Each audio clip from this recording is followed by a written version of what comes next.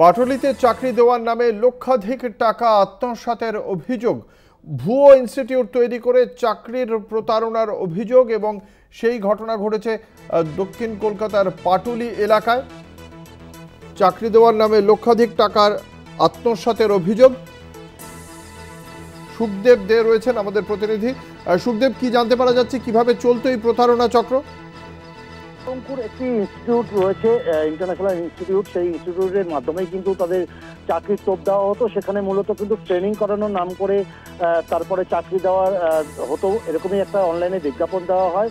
সেই বিজ্ঞাপন দেখে বেসিক্যালি যেটা তোমার উত্তরাখণ্ড মানে ভিন রাজ্য থেকে যুবকরা এসে সেখানে ইনস্টিটিউটের সাথে যোগাযোগ করে। সেখানে তাদেরকে বলা হয় যে তাদের টাকা দিতে হবে। তারা কিন্তু প্রায় 11 জন, যারা কমপ্লেন কপিতে যেটা লেখা রয়েছে, 11 জন কিন্তু এরকম ভাবে কেউ 1 লক্ষ, কেউ 1.5 লক্ষ, কেউ 2.5 লক্ষ, কেউ 11 লক্ষ করে এরকম করে কিন্তু টাকা দিয়েছে। কোটি কোটি টাকা কিন্তু এই যে দেওয়া হয়েছে এই ইনস্টিটিউটকে। তবে তারা যেটা জানাচ্ছেন অভিযোগকারীরা ও যারা অভিযোগ করছেন যে এর যে মাথা, এই 110 নম্বর ওয়ার্ডের যে তৃণমূলের যুব সভাপতি শুভজিৎ ব্যানার্জি, সেই কিন্তু মাথা, সেই কিন্তু এই যে তোলা টাকাটা কিন্তু তার কাছেই যেত এবং সেই কিন্তু এটা পুরোটাই অপারেট করতো। তবে তাদের এই অভিযোগকারী, 2 অভিযোগকারীর মধ্যে একজন অভিযোগকারীকে কিন্তু তিন দিন কিন্তু পাটলিতে একটি ঘরের মধ্যে অপহরণ করে কিন্তু রাখা হয়েছিল। কারণ সে কিন্তু যাতে কোনো রকমভাবে মেডিকেল না করতে পারে, পুলিশকে না জানাতে পারে।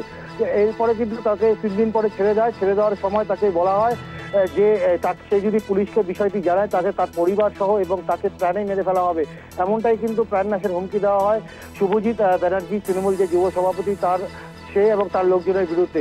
তবে এই ঘটনায় কিন্তু পাটলি থানায় অভিযোগ করা হলেও কিন্তু পুলিশ সেইভাবে পদক্ষেপ নেয়নি বলেই তারা অভিযোগ করছেন। তবে তোমাকে বলে রাখি, পুলিশের সাথে কিন্তু এই শুভজিৎ ব্যানার্জি কিন্তু একটা ভালো ঘনিষ্ঠ রয়েছে। তার ছবি কিন্তু, তার যে শুভজিৎ ব্যানার্জি যে সোশ্যাল মিডিয়া ফেসবুক পেজ রয়েছে, সেই ফেসবুক পেজে কিন্তু একাধিক ছবি রয়েছে। তবে এই ঘটনায় কিন্তু শুধু এই যে 11 জন তা নয়, তাদের যেটা অভিযোগকারীদের যেটা অভিযোগ, বহু মানুষ আছেন, বহু যুবক আছেন, ছাত্রছাত্রীরা আছেন, তারা অতি আশায় সেখানে আসেন। তাদের কিন্তু প্রত্যেককে প্রতারিত করা হয়েছে। তারা কিন্তু এই বিষয়টা নিয়ে তারা কিন্তু খুবই আতঙ্কিত। তারা কিন্তু প্রাণ সংশয়ে ভুগছেন। যে কোনো মুহূর্তে তাদের কিন্তু যেহেতু থ্রেট করা হয়েছে, তাদের কিন্তু খুন করে দেওয়া হতে পারে।